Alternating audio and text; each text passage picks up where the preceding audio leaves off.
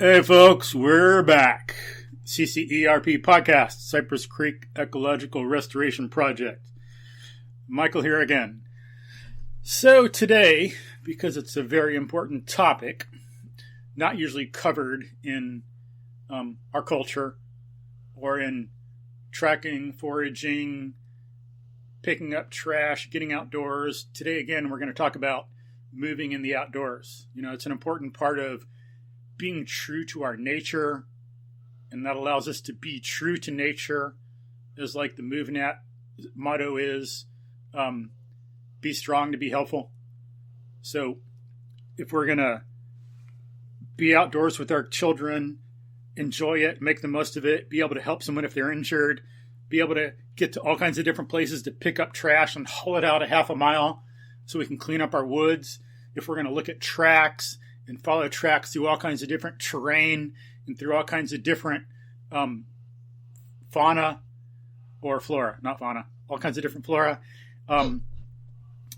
Exercise, move well, be able to help people in floods, which we have around here, then we need to be able to move well. So we're going to talk about that. We've talked about it once with thematics in the podcast. We're going to talk about it again today, again in the future. But today, from the great down under, we have Jack. How do you say your last name? Mullaly? Mullaly. Almost got it. Bam, so close. All good. It is a tricky one, so that's okay. But yeah, thank you for having me along, Michael. It's a pleasure. Hell yeah! It's like nice to show the timelessness of this. You're in a different time zone. You're in a different country. Still, we move the same. It'd be nice. I wish I talked some like African language so I could have a African bushman on, or find one that talked English. That'd be great. Yeah, I mean, I hear you. At the heart of this is we're all people. So the different places, different times, different cultures. When it comes to movement, at the heart of it, there's a lot of similarity here in how we can and how we should move, for sure. Yeah. And can you tell folks about yourself and your background and your story? Yeah. So a little bit of context as you know why I'm dropping in on your podcast today. So these days I'm an owner of a gym which is called Ideanthro Movement, where we teach like real, practical, useful, natural movements. This isn't the sort of the gym where you come in and grab some weights and do curls and look at yourself in the mirror. Yeah, even barbell squats. Certainly no looking at yourself in the mirror. Most of the time. We do have a little mirror. I can come back to that. But anyway, so this is a gym that's based around real practical movements, teaching movements that we'll use in our day-to-day lives in the real world, because that's ultimately what we need to be fit for. My background, though, is if we go back into my teenage years and then into my 20s, I competed in a sport called biketrials, which is a niche sport, certainly in North America and Australia. It's more popular in Europe, where you ride a bike over obstacles like rocks, logs, concrete pipes. Cool. So this is ride a push bike over the toughest obstacles you can.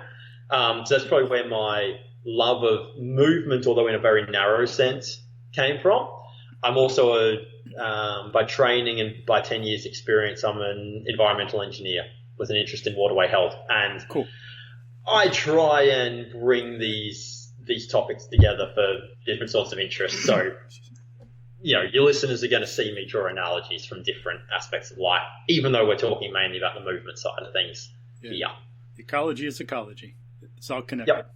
Yeah, sweet. Yep, absolutely. So,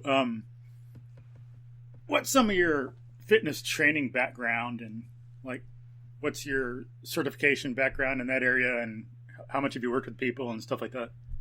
Yeah, so the program that we most closely align with and draw inspiration from in like here at Ideanthro Movement is MovNat, which I know you mentioned before. So this is this great little program that emphasizes moving the way we are naturally meant to, the way we are biologically and ecologically primed to. So I'm a MovNat level 2 trainer.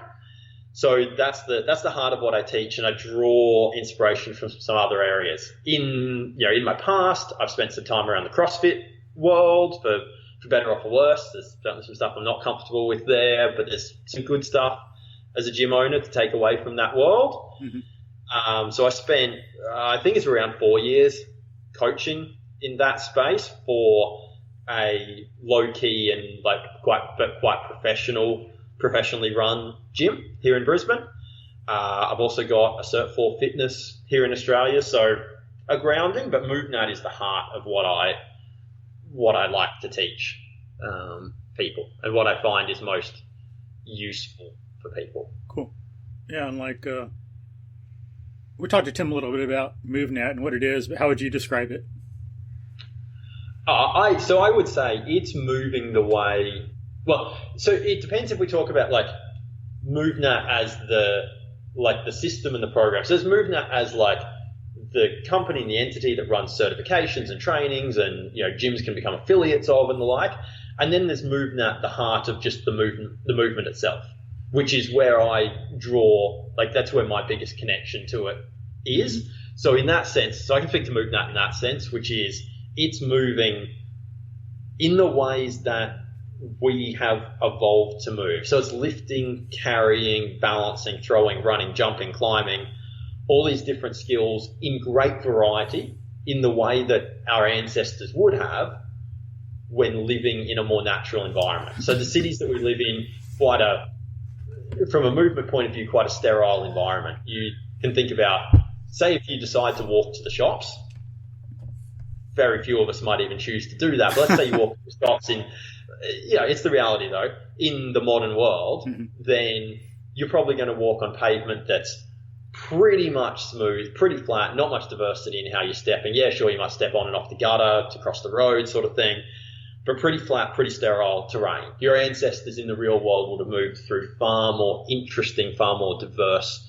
terrain, stepping over twigs, logs, rocks, stepping around things, stepping sideways. There's a lot more variety in natural movement, and I believe that MovNat tries to get into the heart of teaching it. So the skills that that you would learn through MovNat, whether it's lifting, carrying, throwing, whatever, are skills that we still apply in our day-to-day lives.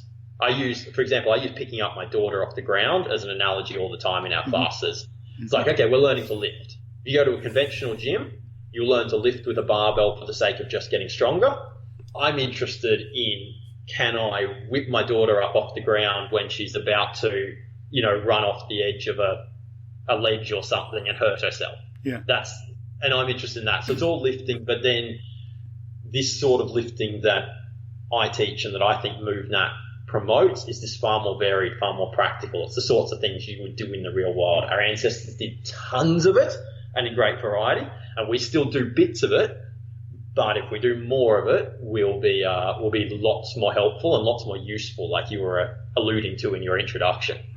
Yeah, so we're still doing natural human movement, of course, because we're human, but you're saying that the cities and everything we've built and that people most people spend most of their time in is very sterile, and the variety and complexity of the movement is very delimited, and that has an effect on us. And then because of some bad practices, not our fault, the way we're brought up, the way education is, totally beyond our control from when we're like 2 months old, we're put in this context where we don't learn how to move properly as a human with good biomechanics. And so sterile, very limited in variety, limited in complexity. We don't move right through no fault of our own. And those are some of the problems, and we need to get more variety, more complexity, and learn undo the problems we have and learn how to do things biomechanically correct and efficiently, right? Yeah, and that speaks to my heart. So I mentioned in the introduction, I competed in this sport for bike trials for many years. Great time, learned heaps from it. I competed internationally. But ultimately, like most people who specialize in a particular movement discipline or sport, I got injured. And it's repetitive overuse. In this particular sport, you have a dominant side, you end up twisted out of shape. I developed a bunch of back issues from that. Natural movement for me has been the most effective way to undo 15 years worth of cool beating myself up in that sport. Sweet. And come back into a far more functional, healthy, pain-free state. And that's where it speaks to at the heart of it. I mean, I keep saying at the heart of it, but that's a really important part of it for me, is that this practice sometimes if you look at the early MovNat videos and like the videos of Owan running around in the bush with no shirt on and stuff, you'd think that this is for like 20-year-old men who think that they're Tarzan, and the reality is it's not. Yeah. It's for everyone. Mm-hmm. It's the funny thing is, right? So I've got my gym. I've got Ideanthro Movement. The vast majority of my members are women in their 50s and 60s. Oh, cool. Who absolutely love the fact that this is a space that they're given, like a safe space to learn a bunch of the skills that maybe they haven't learned or refined in the past. Mm-hmm. Or maybe, so this is getting very truthful about this, is maybe things that like they were expected to be able to do in school, but never really got the teaching to do. Yeah. Mm-hmm. And then, shied away from movement. More than a few of my members tell me stories about hiding in the back of gym class. So being in gym class, being expected to, vault over a box or something in class, having been given no instruction, being totally terrified of, of failing in front of their peers, and therefore having pushed away and shied away from movement for their whole lives, and then coming into this space, into a program that gives a safe space and a way to actually learn these things in the way, they should have been taught at school, and then finding, wait, hang on, I can actually do all this stuff that I never thought I could do before. Sweet. And it's really liberating and really empowering. And then for me as a coach, it's just beautiful. Yeah. If you're doing that to people, it feels amazing. So yeah. So then you just give them a space where they feel better, and so they're able to vault over the box. Is that it, or what? Yeah, well, it's still very much coaching. So in this particular example, I very much believe in giving people the little steps that they can take. So each step in is safe. So using this school analogy, the problem is that, these ladies were asked to vault over a box, but not given the steps to build up to it to know how to do it. So it's too big of a jump. The risk of failing in front of your peers is too much. Push back, say no. So I give very basic, small little steps to build into this. So it's not just like, here's the box, get over it, but it's like, okay, here is this really low object on the ground. We're going to start building up the basic pattern there. You're going to get comfortable there. I'm going to slowly move it higher. Okay, once we're up to a certain height, maybe we're going to make it narrower, but it's very progressive and very safe. So I'm never taking people past the point where they're going to push back and just be like, nah, not on.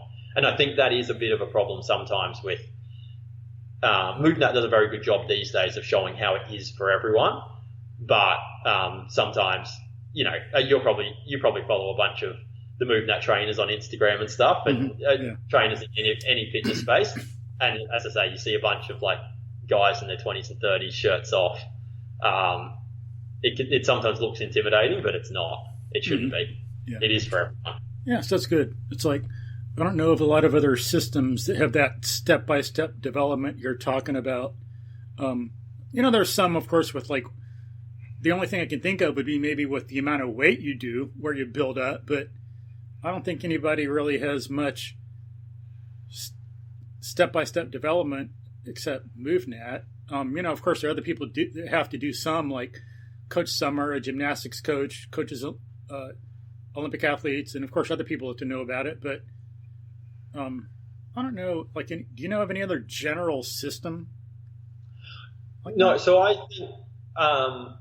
So I think there's lots of step-by-step progression out in the sporting world. Yeah.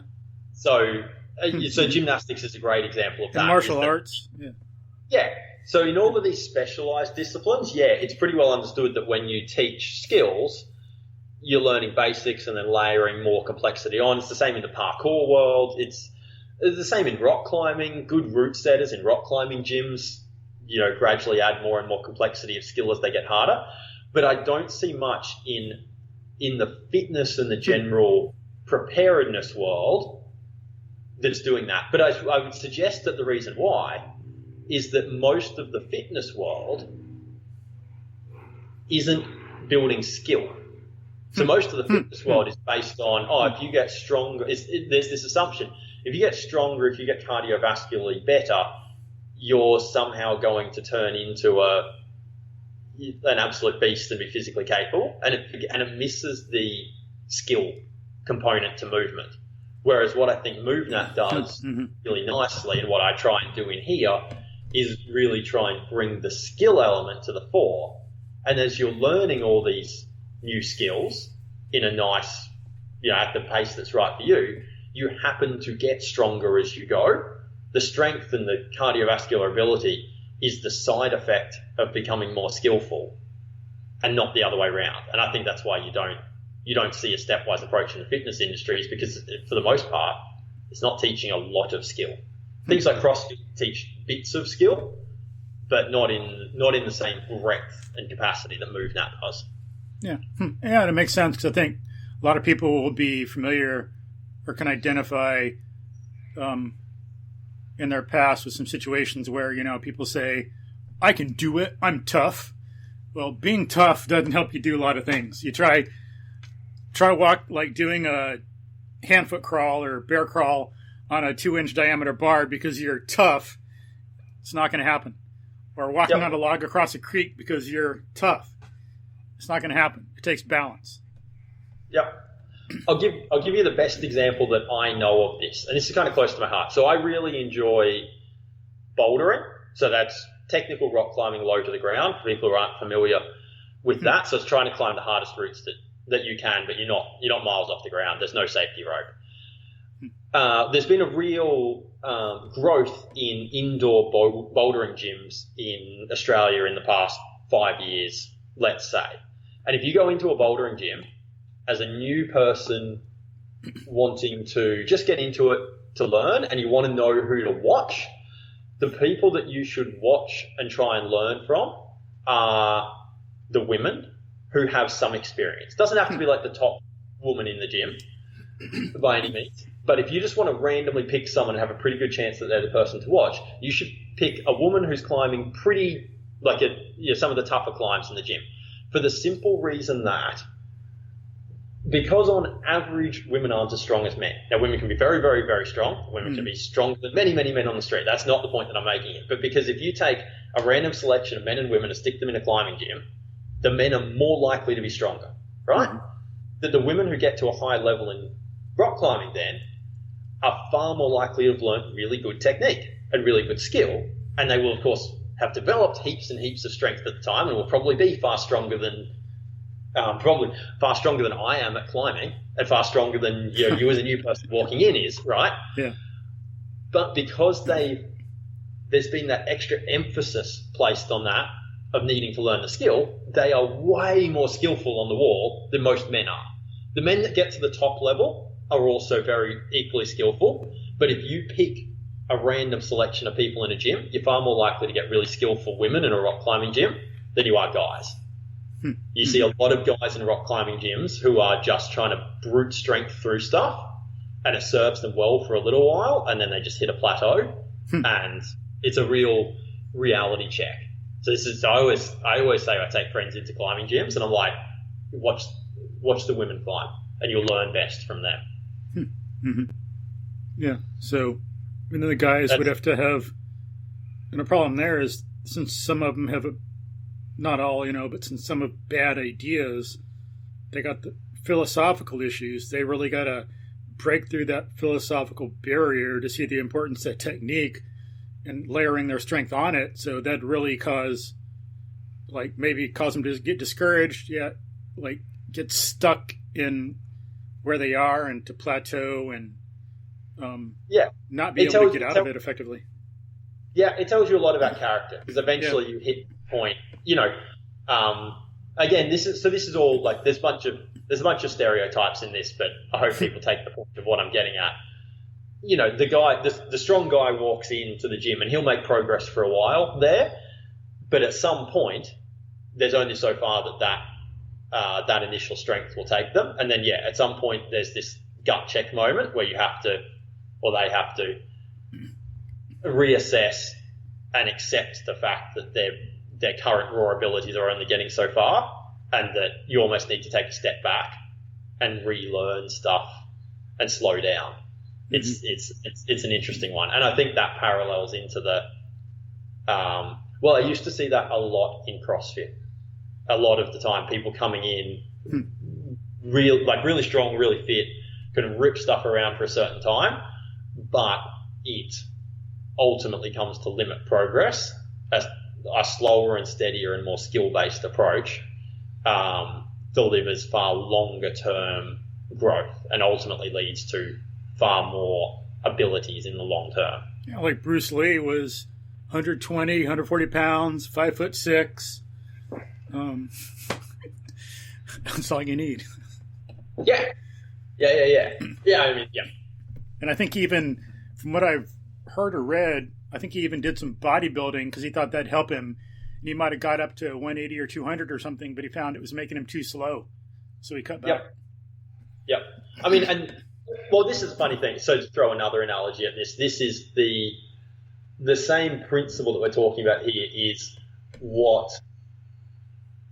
when the UFC was first started, it was the same principle of like the Gracie family and jiu-jitsu. Not that I know a lot about martial arts by any stretch of the imagination, but their premise was that a skillful small person should be able to beat an unskilled beast of a person, because skill should be able to make up for size and the like.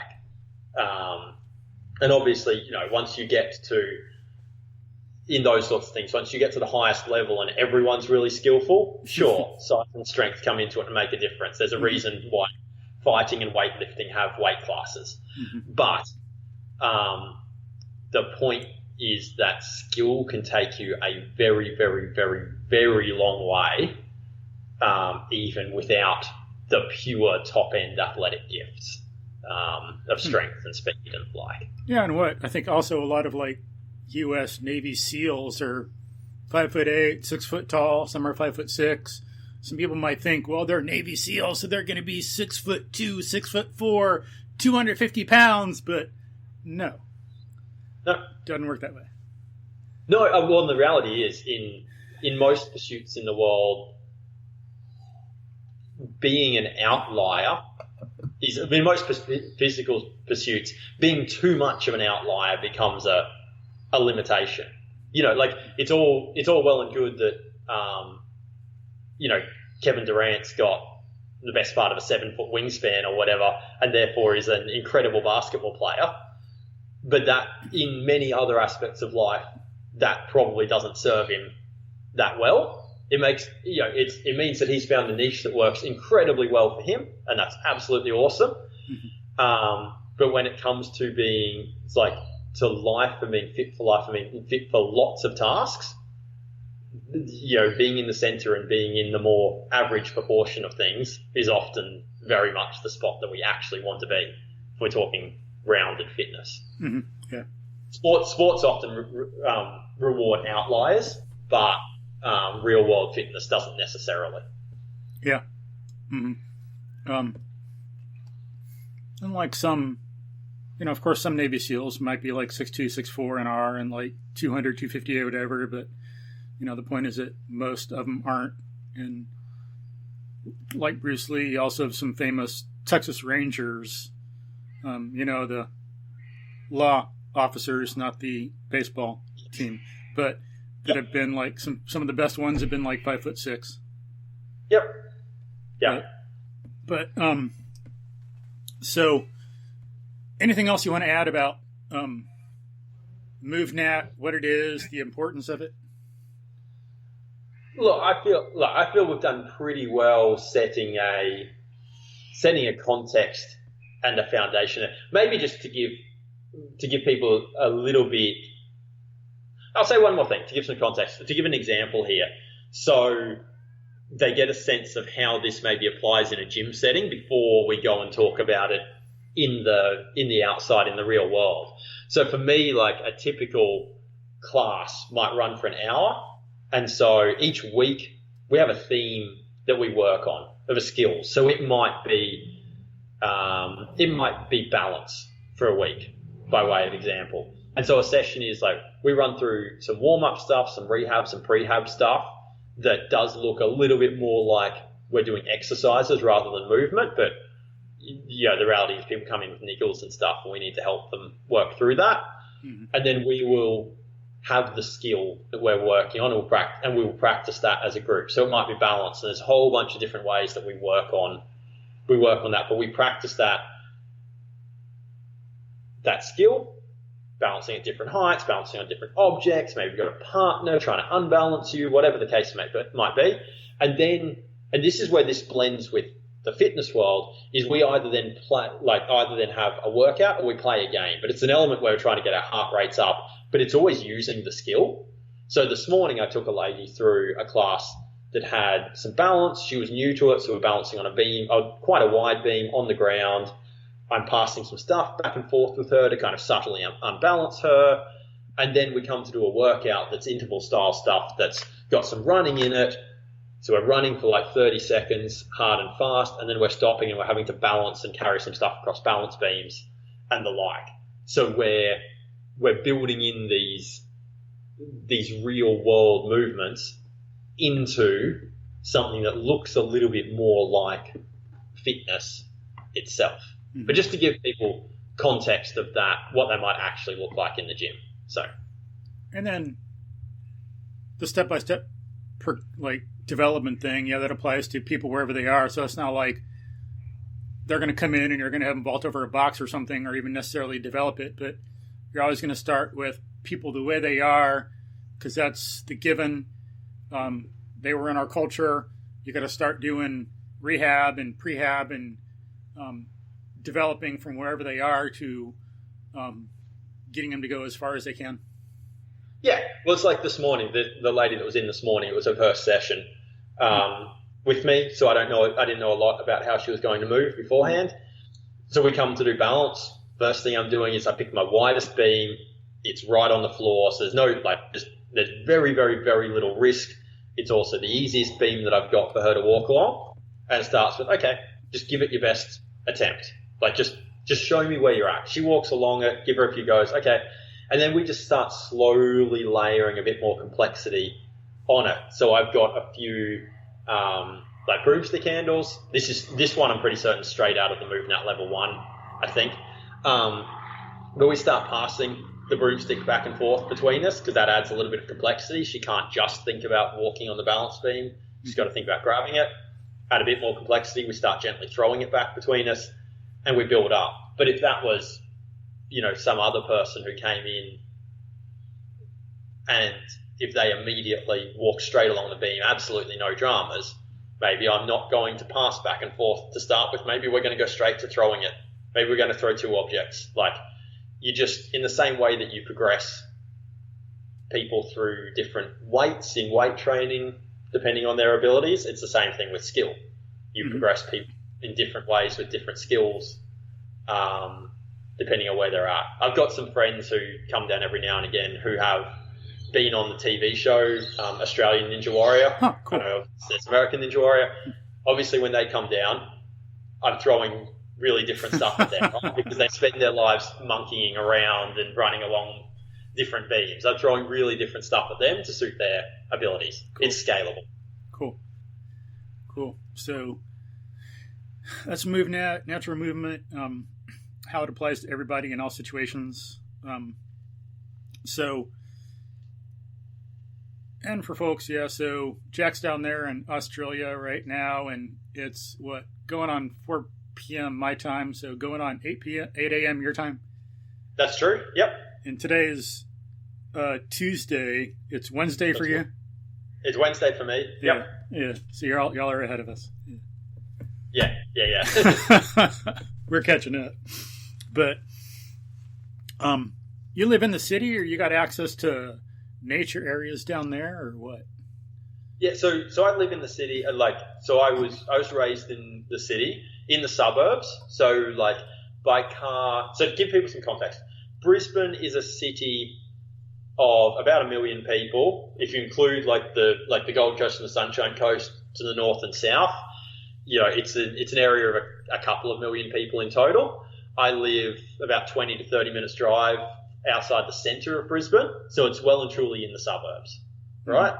And I grew up in this area, so I'm not living out in the bush by any means, but we are fortunate in that Brisbane has some decent pockets of bushland and natural areas scattered throughout the city. Cool. So to give an example, there's a spot called Toohey Forest, which is about 10 minutes drive from my house, which is somewhere where I've spent a lot of time. Nice, good. So so that gives some context, I suppose, of my relationship to nature. I'm very much a city person who has opportunities to get out in nature. How big is the forest that you have access to over there? Do you know?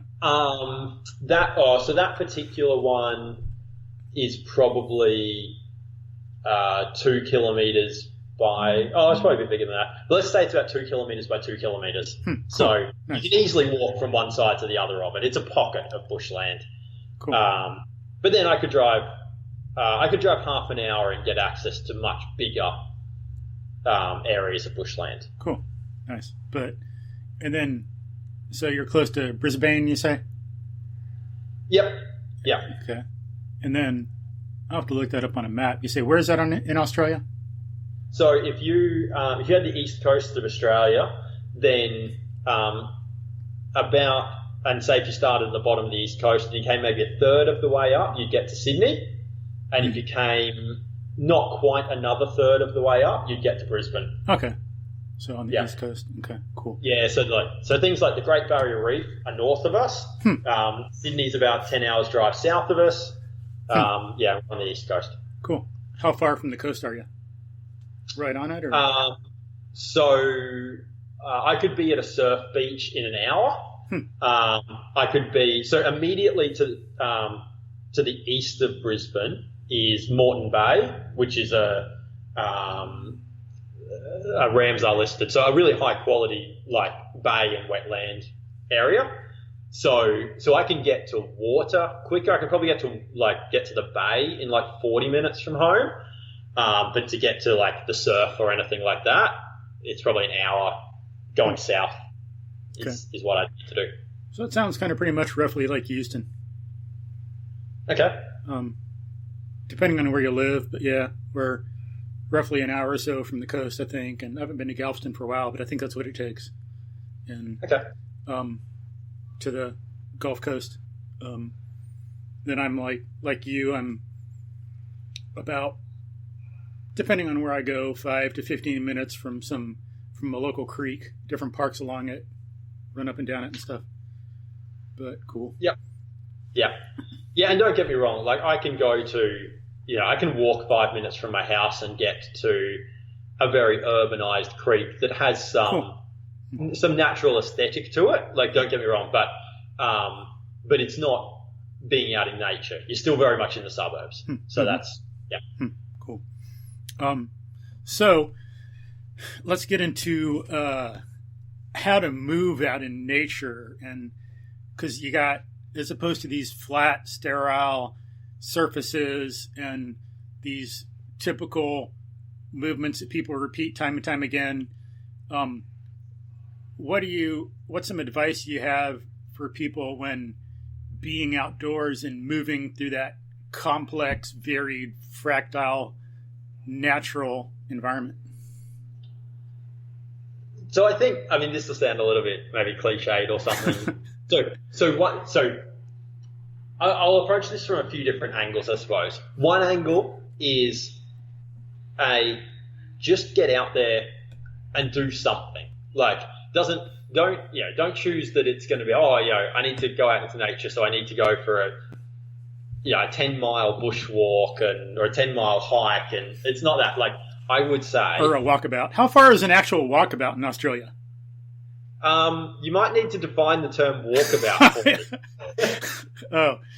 Maybe it's just something in American literature. I've heard the term, but I don't really know precisely what it means. Yeah, from my understanding is it's a long voyage through the outback of Australia, alone, maybe alone. I think it's alone for, I don't know, it sounds like hundreds or thousands of miles. It's kind of like a journey some native or ancient people might have be required to make when they were young. I'll have to look it up. I'm not going to speculate. Like, I think I know what you're getting at, but I'm not going to speculate. The odds of me being wrong are pretty high.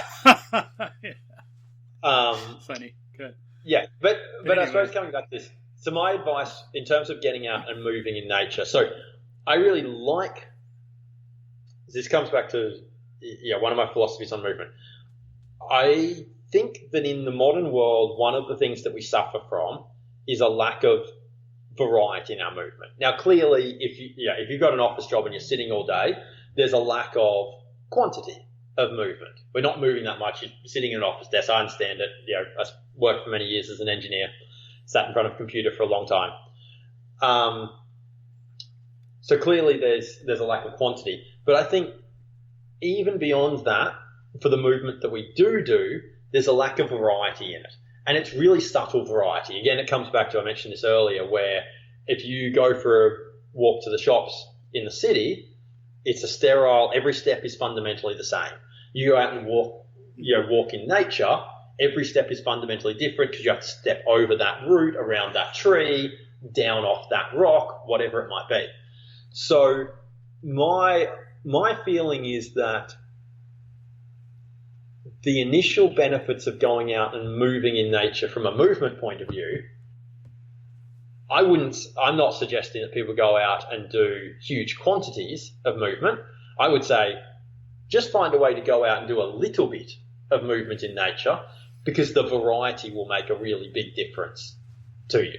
So that's my first bit of advice there. If someone was coming with me to Tui Forest, let's say, like I just, we'd walk up path for a few hundred meters and then just walk to one of the lookouts that suddenly gets us off path and just go for a little bit of a walk around the rocks and stuff up there. And that's how I'd say introduce them to moving in that nature. Because there's no need to beat yourself up with a super long walk, but you get the benefits of that variety of movement. So that's my first thought on that space. Something that I know we're going to need to talk to eventually is this element of either risk or perceived risk in this space.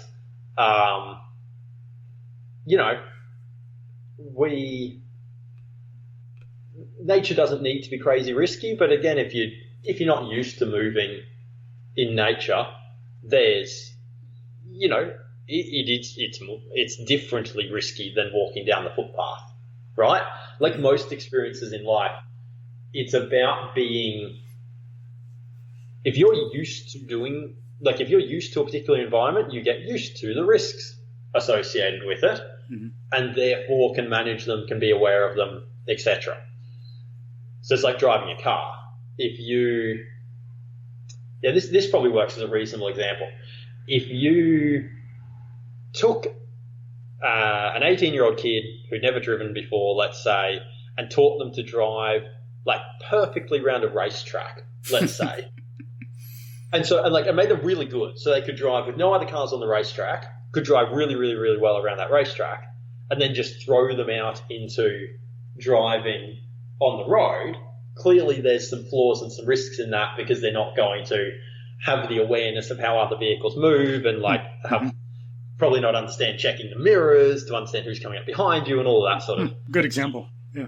Yeah, and it's similar to moving out in nature. But once you spend time doing it and get used to it, then you become aware of all that stuff in exactly the same way that you and I driving down the street are aware of all the inherent risks of driving on the street that our hypothetical race car driver isn't. So there's an element here of, you feel nervous telling people, just go out in nature and enjoy it, because it's like, what if they get injured sort of thing. But on the flip side, it's a case of, but once you start spending time out there, those risks, you come to understand them. You come to understand what a loose rock looks like or whatever. So my advice in that space is, take care, be aware of the fact that it's a new environment for you, but don't let that stop you go out. Just go into it slowly, in the same way that I teach the person balancing in the gym to go into the balance slowly, and I slowly build them up. I'd say if you're taking yourself out in nature, just slowly build yourself up in nature. Don't go straight out and try and swim across a raging torrent. Probably not a great idea, but you get it. I think you know where I'm coming from. Yeah, and I think if you have a good MovNat coach, someone can give you some guidance on it, then that person's going to teach you how to fall and how to do things. So that helps further eliminate the risk. So if you are jumping from one rock to maybe a tree limb, you're going to know how to grab onto that tree limb and hold it so you don't fall. Or if you do fall on the ground, you're going to know how to roll. And so that, yep. There's all these different ways you can eliminate and control risk and danger that, we wouldn't be aware of on our own. I sure the hell wasn't.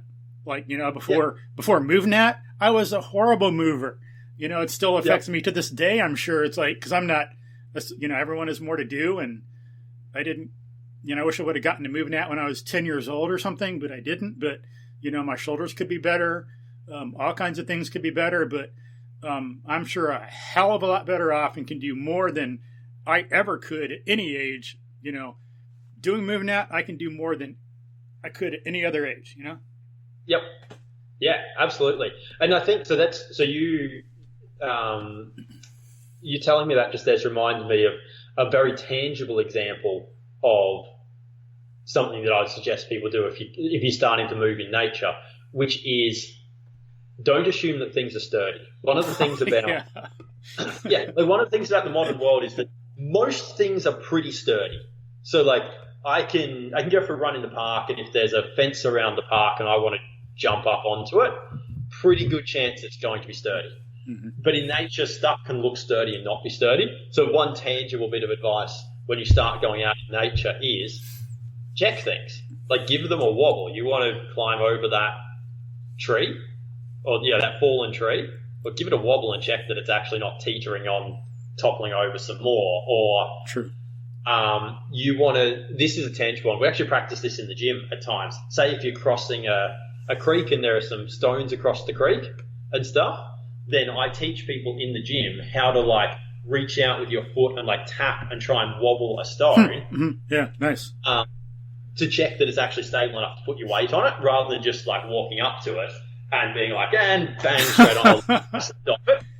But you'll see that, I see that all the time when people aren't as used to moving in the natural environment. It's just this kind of assumption that things are going to stay where they are, sort of thing. So that would be a really tangible one, is find ways to test stuff before committing to it. Yeah, I see that a lot too, near the local creek. Kids and people out walking on the creek bank, and they slip a lot because, as you say, they're used to just stepping mindlessly. Well, you didn't say the mindlessly thing, but that's the way I'm looking at it. Just because they're not trained to be mindless, not because they're stupid. It's just, they're not used to the environment. They haven't learned from the culture and from their elders to be careful about what they're doing and be thoughtful. So they just blindly step on stuff and then they just slip down the creek. But if they'd learn to be more mindful, that wouldn't happen. But it's also, yeah, I agree. But it's also the case that sort of thing then becomes automatic over time. So in the same way so I'll come back to my driving analogy. In the same way that as a learner driver, the first time you get taken out on the road, it feels like everyone's driving so fast and rushing around. Like it's really overwhelming, right? And you have to pay really close, conscious attention. But you and I know that however many years down the track of driving for each of us now, yes, we pay attention, but lots of it becomes automated. Mm-hmm. And the same thing happens with moving out in nature. So if so for me, running down, or moving across that creek bed, I am checking that stuff is safe and sturdy, but it doesn't mean that I'm doing it really, really consciously. Yeah. It starts to come a lot more naturally. Yeah. So the analogy of learning to drive is a great one here, because we can say to people, look, you decide you want to get out in nature and start moving around the bush some more, or the forest or the creek or whatever it is some more. Well, initially it's going to be like learning to drive, where you've got to be really switched on and conscious. But as you start to practice, your brain's going to learn these patterns in the same way it learns to drive, and you're going to be able to switch off more as things become more automated in your mind. And it's going to become less of a conscious effort to do in the short term. So there's going to be this kind of initial barrier where you've got to be really switched on, but then it's going to become much more natural over time. Yeah. Yeah, true. And so, you were going over a couple of pieces of advice. Number one, was it just get outdoors a little bit and take it easy? And then number two was what? Do you recall? Well, so number one is like just get out there, right? Mm-hmm. But get out there doesn't mean go for a 20K hike. Mm-hmm. Get out there just means look, find a nice small bit of bushland, go for a few minutes, get amongst it, sort of thing. And then the flip side to that was, well, be aware that it's a new environment that you're not used to, so there's going to be some things that your subconscious isn't picking up on. You go for a walk down the street, your subconscious knows that stepping out onto the road without looking is a pretty silly idea. But you're out in a new environment in nature where your subconscious isn't as primed for this, so we're going to need to be more mindfully aware initially. And that means things like checking that stuff is sturdy, as an example. But it will become more automatic over time. A question for you. Was part of what we wanted to talk about here around being barefoot in nature as well? Was that somewhere where you wanted to go here? Or Yeah. And so you might offer advice about your insight and experience about the importance of it, whether people should do it or not, how to get into it, the value, things like that, if you want to. Sure. Or so I'm interested in it. So I do barefoot all the time. And I do too. These days, one of the advantages of owning my own gym is that it's a barefoot environment. Sweet. Like we train barefoot. Nice. Yeah. So my take on the barefoot thing is this: is one, I get that there are some social situations where like being in shoes makes sense, or or we're required to, or the like, and I totally understand that, and I wear shoes when I needs to. I've learned the social situations where wearing shoes makes sense. But there are some real advantages to being barefoot. For me, it comes back to the body is a system, and I'm sure this will speak to your interest in ecology, is the body is a system where everything relates back to everything else. And there is no debating the fact that wrapping our feet up in shoes all day, every day, leads to the feet becoming deconditioned. They lose mobility, they lose strength, they start to not function the way they should. And because the body is a system, that has other flow-on effects up throughout the body. Mm-hmm. So I like to give examples for people to try and make this real. So this isn't saying this is the only way this plays out, but this is an example.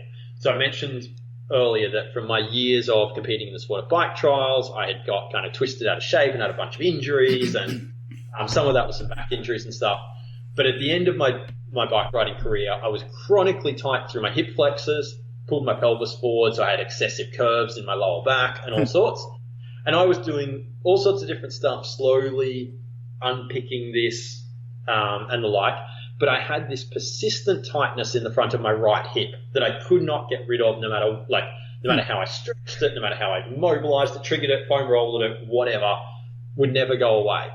And then I stumbled across some really, I was aware though that I also had a collapsed arch on that right foot.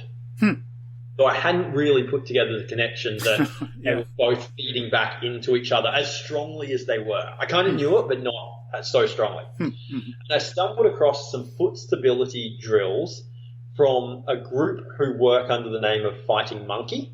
So this is Joseph. Yeah, Joseph and Linda. I think they're Czech. But anyway, they do a whole bunch of really interesting movement stuff. But they have these little drills where effectively, sounds really funny, but you stand on small bits of wood like Jenga blocks from the game Jenga. Anyway, I started doing some of their foot stability drills, and my arch, this collapsed right arch, started to stand back up. Cool. And itself strengthen up, work better. By this point, I was already doing a bit of barefoot work, right? And I'd made some improvements, but it hadn't gone all the way. Anyway, did these drills, this arch started to recover and stand back up, and the tightness in that right hip just went away. It just released and it never came back because it was feeding back in. And the reason I tell that story is to make the point that shoes cause our feet to weaken, tighten, stop doing what they're meant to do, the arches collapse, all sorts of stuff happens. And because the body's a system, that will lead to and reinforce and interrelate with other problems elsewhere in the body. Being barefoot is exactly what the feet want to do. It's what they're made to do. So being barefoot helps the foot to strengthen and work the way it should. That's the long story to get to that point as to why barefoot's important, why I teach barefoot in the gym, etc. So I think it's really important that people try and spend as much time barefoot as possible. Having said that, it's something you want to ease back into. So using a typical gym analogy here, you get someone come into a gym who hasn't exercised in years and years, not particularly strong, got some mobility issues. You don't just ask them to pick up the heaviest barbell in the gym, right? Because they'll injure themselves. You don't just ask them straight out to do 30 minutes of vigorous sprinting on their first session, right? Because it's too much for the body. It's the same thing with the feet, right? And this is where some of the barefoot running or the minimalist running world went astray initially, is that we have to build back into this. The feet, it takes time to recondition the feet to be able to spend time barefoot or to spend time barefoot outside. So in my case, it was about now, I'm not saying I knew the best ways to do this at the time, but in my case, it was about a 4-year journey from being effectively shoes all the time, at least when out in public. Not shoes at home, but shoes whenever I was out and about. About a 4-year journey through to today, where I'm effectively always barefoot, and I've gone so far as to run a half marathon on tarmac barefoot. Cool. But to make the point that, it's not we need to ease into these things. If I'd gone out and tried to run that half marathon straight away, I would have broken. And fair enough. So coming into the barefoot space, super important, but it also needs to be eased into over a period of time. I've got a friend who's a podiatrist who he says that, look, without knowing if you don't know anything else about someone's history or their movement or their feet, you should assume that it's going to be at least a year to take someone from being in shoes all the time to the point where they could safely run a couple of kilometers barefoot. Interesting. Okay. That's good to hear. Thanks. And that's just a rule of thumb. Obviously, everyone's different, right? But as a rule of thumb, and to give people an indication that it takes time, that's what that friend of mine who's a podiatrist quotes. So, circling into this, so easing into it, getting into these things, running barefoot off-road. So you said you go barefoot a lot. Do you go barefoot in nature? Yeah, definitely. Yeah. And so what was your experience building up to that or building into it? Stupidity, ignorance, blindness, foolishness. But the thankfully, I was kind of fortunate, and it worked out okay. You know, I think because I go barefoot indoors, that might have helped. Had a history of some running through life, so maybe that helped with the feet. But yeah, you know, I could tell I definitely had to get used to using them as feet instead of flippers, because with dress shoes and a lot of shoes, they can't function as feet. They're just little flippers because they're in that flipper like thing, you know? It's like wearing flippers when you're swimming. And I noticed that at first, when I would, you know, I don't notice it anymore because my feet are better, stronger, more flexible. But at first, when I'd get out of my truck and park and walk on some concrete to the front door, having my bare foot pressed down on the concrete, it felt so awesome sometimes, like I was getting a massage, because I kind of was, you know? You don't got to pay for someone to massage your feet, just walk on concrete when you're ready for it. But and then I think I did sprints too early. You know, because at the time, this is way before I got certified in MovNat, before I really studied it. I was kind of aware of it, but just like the Erwan video of like running, you know, like all the stuff he does, the original video. And I didn't know enough about logical progressions or fitness or training. And I think I sprinted too early. And it was on grass, but that might have affected my feet a little bit. I don't remember much pain or anything, but I think sometimes I might have been a little sore, you know, the muscles in my feet.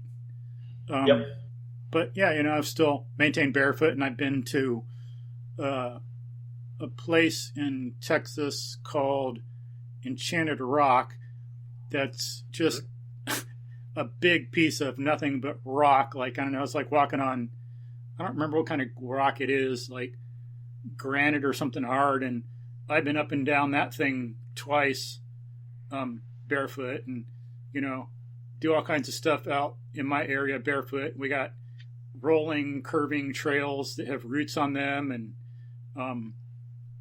some pieces of concrete here and there for the bike trails. And I've done, you know, short runs, and I've done like an 11-mile run, and I'm fine, and I love it. And I find it, I really need to be barefoot because of the stuff I do. I need that sensory input to be able to move like an animal properly through the environment by sensing it, have all this automatic stuff happening, you know, walking on soil with different moisture conditions, slippery mud versus like dry sand, and walking on logs. You got to be able to feel how slippery it is immediately, have that immediate feedback to be able to react and move properly on it without falling or getting hurt. So, or climbing in a tree, like a lot of people will know when they were young and you're climbing in a tree and you have shoes on, a lot of people will remember the shoe getting stuck between the trunk and the branch sometimes. I don't have to worry about that. But I mean, I think you're alluding to the fact that you start to get a bunch more feedback and information from the terrain that you're moving over. It's like me throwing analogies out there again, but it's like if you imagine if you've ever skied, right, and you try and, I don't know, like get your phone out of your ski jacket pocket while you've still got ski gloves on, and it's like fumbling and like, oh, I've got no dexterity in it. Once you've spent some time barefoot, and particularly barefoot out in nature, and then you go and stick shoes back on, like, it's like wearing ski gloves. You don't realize what you lost in that ability and that, like, that sensing and that dexterity until you've been there and and come back out of it. But something else that you alluded to in that discussion that I really like is, whether you are conscious of this or not, is progressions of both, intensity of movement. So you said, perhaps you ran too early, or perhaps you sprinted too early. Well, so if people are wanting to get into this, one way to progress is, you start with spending time walking barefoot. And then you could start with little bits of jogging barefoot. And then you could move towards sprinting is a progression. Or you could progress the duration of time. So I would always, when I talk to people about starting to go barefoot, then obviously in my gym is a spot where they start spending time barefoot. But then it's a case of okay, well, maybe start making sure you're not wearing not wearing shoes around home. Like, you get home and you don't just automatically leave your shoes on. You take them off when you get home. And so you start spending a bit more time at home barefoot. And then you start maybe taking them off while you're sitting at your desk at the office. So many offices won't be stoked if you walk around the office barefoot, but might not have such a problem if you're barefoot while sitting at the desk. So maybe you start to get them out of that in there, and then maybe you experiment with going barefoot while walking around your yard. But so you gradually increase the amount of time you're barefoot. And then the other progression is progressing the surfaces that you start barefoot. And again, you kind of spoke to this, which is starting with an indoor environment that's pretty sterile, pretty safe, at home where you have control over it. So so you know what's going on with that surface. And then maybe you progress to grass in a well-maintained park. So grass is really soft on the feet, but it does have the ability to hide stuff that you might step on that's awkward, like broken glass or whatever. So maybe it's like you start at home and then you go to a park that's well-maintained, well-manicured, you can see what's going on, and you start spending time on that grass barefoot. And then maybe if someone's ready to head into the forest, then you go on trails that are primarily dirt, not gravel, because dirt's going to be softer on the feet to start with as well. And then maybe you start spending time on trails that have lots of bedrock. So again, it's lots of rock, so it's harder, but it's not pointy. And then you start moving towards trails that have got patches of gravel that are going to start to point into you. And so it's just finding different ways to slowly progress into things. And if you sense that things aren't right, you start to get soreness in the foot, you get it checked out or whatever, or you give it a little bit of time to rest up and just progressing in slowly. That would be my advice to someone wanting to do it themselves. Now, of course, one of my members could come into the gym and be like, oh, hey, Jack, I want you to help me doing this. And there's, like any sort of training, you can help someone more specifically as a trainer one-on-one because I can see what their foot's doing. But as broad general advice, taking it slow and progressing through amounts of time, intensity of movement, and the surface is, a slow and steady approach through those things is a general way to start into. Cool. Nice. Yeah. Yeah. And that's very much my kind of my story of how I got into it, I suppose. One thought that springs to mind that I suppose people should be aware of is the feet will get used to these things. I imagine this has probably been your experience, but let me ask you this. Did you have any experiences when you first started whereby you jumped onto a surface that was like too rough too soon and it was just like, oh my goodness, that's so pointy, that's so whatever, and you weren't ready for it? Not that I recall, because I think I progressed all right. So I don't think so. Yeah, okay. That's fair enough. What I would say to people is that, like with anything else, like with anything, weightlifting in a gym or learning balance as a skill, there will be things that right now seem like they're not possible, but with this gradual building into a gradual exposure, your feet will get used to. So I know that there are like I've run say 5Ks on really gravelly, nasty trails, right? I also know that the first time I tried to do that, it was brutal because I just was not ready for it. Mm-hmm. But with gradual exposure over time, the feet get used to it, they become accustomed to it.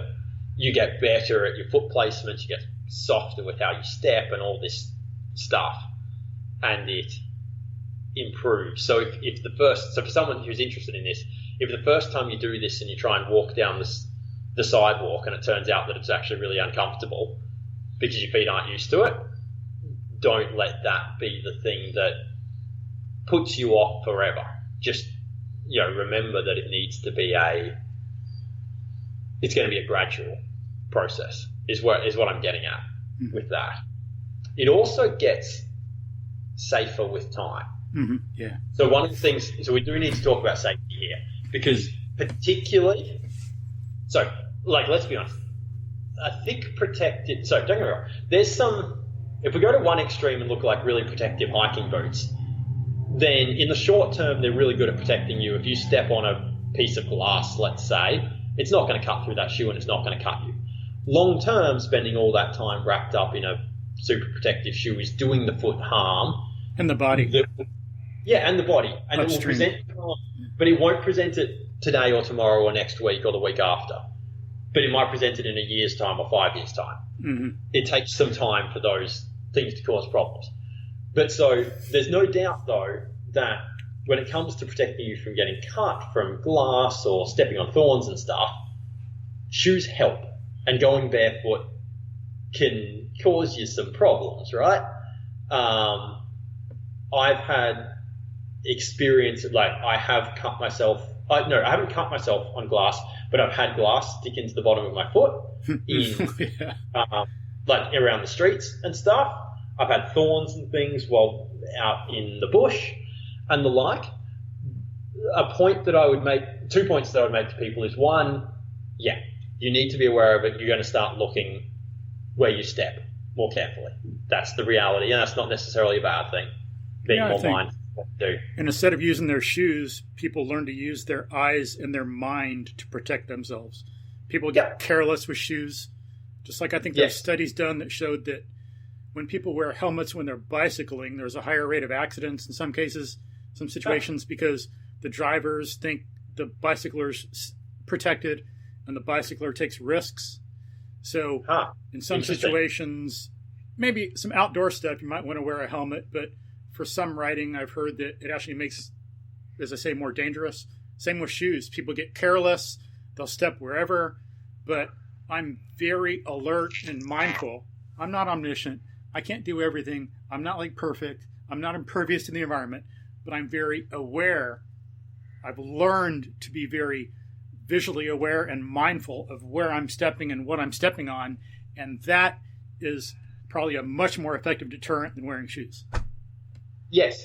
Well, and this speaks to what we were talking about before, in that it's a skill. And then over time, you'll need to be initially you need to be hyper vigilant and very conscious of that. Yeah. And then over time, it becomes a skill that becomes more subconscious. So you're not necessarily in that every single moment, but you are still paying more attention to these things. Yeah. I think it's worthwhile pointing out to people is that the more time you spend barefoot, the more the feet will toughen up, and there will be, to some degree, less risk from stepping on things. There's no doubt in my mind that initially the first time you try and walk down the street or go out in the bush barefoot is the time when you are at highest risk of getting something in your foot, for the two reasons that you're not used to it. Like driving, yeah. Yeah, exactly. It's high risk early on because you're either not used to looking for what the dangers might be, and because the feet aren't conditioned to repel them. So after a long time barefoot, if I step on a thorn or something, I've got plenty of tough skin on the bottom of my foot. Yeah, right. To give me a good chance of repelling that. Like I get thorns in the bottom of my feet. It's very rare that they get through the hardest, like the leathery skin on the bottom. Right. In fact, I'd go so far as to say that the only thing that really concerns me these days in terms of foot injuries, like I'm mindful of glass, I won't step on glass, I won't step on thorns if I see them, but the only thing that really scares me is syringes. Oh yeah, right. And for me, I mentioned this forest, Tui Forest, that I go out into. I have occasionally found syringes out there, and that's tough. Like if there's a syringe lying on the sidewalk as you walk past, you're probably going to see it, right? Like it's pretty visible, it's standing out. A syringe in the bush is rough because it can be hidden. It can be hidden in the leaf litter and stuff. So that's something that I'm always mindful of. I haven't stepped on a syringe. Yeah, but that's the one thing that leaves me concerned. But that's why if people get out and pick up trash, we don't have that problem. That's why people say, aren't you worried about stepping on glass when you're outdoors? I go, no, because I picked most of it up. You know? Yeah. And I do simple things. Like if I'm walking around the bush, I don't walk through deep leaf litter. Yeah. If I can avoid it. Right. Yeah. I walk on like gravel track or dirt track or on rocks and boulders and that sorts of thing because I can assess the risk of that. And I have the skill to assess the risk of that. No amount of walking in leaf litter is ever going to give me the skill to see what's hiding beneath the surface of it. So, yeah. Now, I'm really mindful of the fact, I am so much enjoying this conversation, but I'm mindful I need to get out of here really soon. Yeah, I was thinking, we wanted to end like 15 minutes ago, but yeah. But well, you know, I as much as I want to keep chatting, I have an appointment in 6 minutes' time, which I can't miss, unfortunately. So, I know, guys, we might need to. So let's say this. Sweet. Do you have any? Are there any things like briefly that you wanted to ask me that we haven't touched on that you want to touch on really quick? Well, we could just do another episode sometime if that's okay. Okay. Yeah. I'm happy. I'm totally happy with that. Just wanted to give you the chance. One thing I'll throw in for folks while we're kind of in the context and the subject is like talking about getting used to things. You're going to find if you do this properly, don't like do anything like too fast or in a way that's not too smart. If you develop logically, it's good with your bare feet. I crave stepping on roots sometimes. These like sweet gum balls, they're, you know, maybe like the size of a pecan or a hazelnut or something, you know, like a big marble. I crave stepping on those sometimes. I don't avoid it. I want to because it massages the feet and feels so good. Or when you have shoes on, you can't dig your feet into the nice, cool or nice warm sand or the dirt or the grass. That feels so good, sometimes more than others, you know? And that mere pleasure in life, never mind the massage it's giving you, the working your fascia in the bottom of your feet, which has an effect on the tension of your whole body and the fascia all the way up to the top of your head. Never mind all that stuff. Just, you know, the basic and sheer enjoyment it gives you is like something we need as part of life, you know? Yeah, I love it. And so as my parting comment, I'll leave people with something that I think ties into that in a way, which is this. If I go out and run, so both of these are barefoot examples, but this principle would also apply to having shoes on as well. If I go out and run, say, 5Ks on tarmac, or go out and run 5Ks on trail in the bush, I will be less stiff and sore from running in the bush. Now, I'm not saying the first time someone runs in the bush, they'll be less stiff and sore, but once you're conditioned to it, the variety and the nuance, and like you were saying, the stepping on all those interesting textures and the digging into it, and they're not just repeating the same flippers down on the ground every time, the body craves that variety, and I feel so much better for giving myself that variety than running rather than just pounding the pavement. Yeah, amen. Same.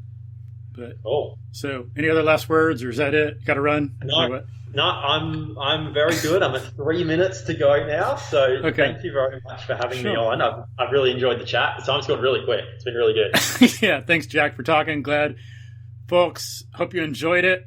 Jack talking from down under. But get outside, be smart about it, and enjoy. So hope you found that really valuable, folks. Thanks for listening, and we will talk to y'all soon. Bye. Awesome. Have a good time, everyone.